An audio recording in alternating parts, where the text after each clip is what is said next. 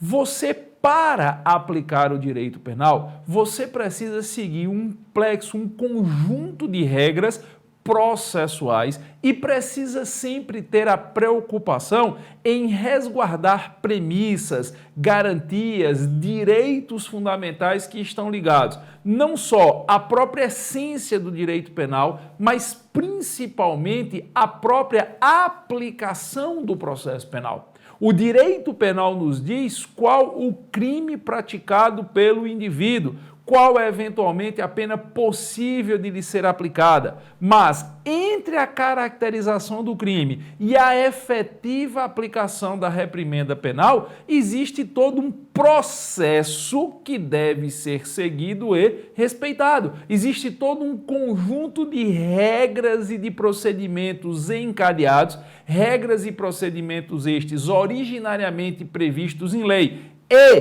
que precisam estar coadunados, que precisam estar de acordo com os princípios e garantias constitucionais fundamentais que devem ser seguidos, que devem ser respeitados, para só então, em caso de condenação definitiva, a sanção penal ser efetivamente aplicada. Eu sempre digo que o direito penal nos dá o início e o final da persecução. Só que entre o começo e o término, nós precisamos nos pautar pelo processo penal. Por que é que o direito penal nos dá o início e o término? O direito penal nos diz qual o crime, qual a infração penal pode ser caracterizada naquela situação e ele nos diz qual a pena, ao final de tudo, efetivamente será aplicada ao indivíduo que venha a ser condenado definitivamente. Princípio, caracterização do crime, aplicação da pena, final de tudo. Só que nesse espaço, que muitas vezes é um espaço bastante lato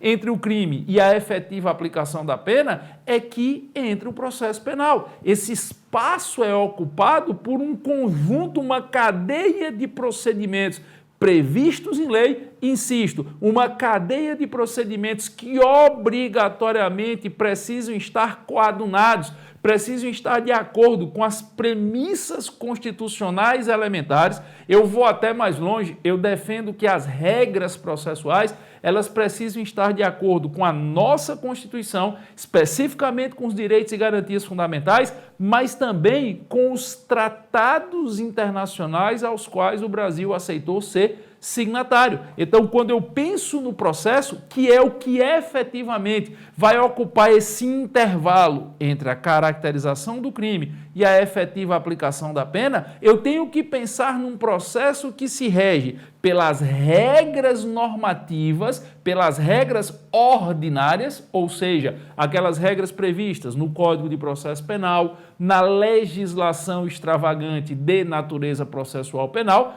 mas também regras estas que estejam de acordo com o que a Constituição Federal de 88 estabelece como direitos e garantias fundamentais e também, ao meu sentir, com o que o Brasil aceitou quando se tornou signatário de uma série de tratados e convenções internacionais que versam não só sobre o direito penal em sentido estrito ou sobre o processo penal também em sentido estrito, mas principalmente sobre os respeitos aos direitos humanos.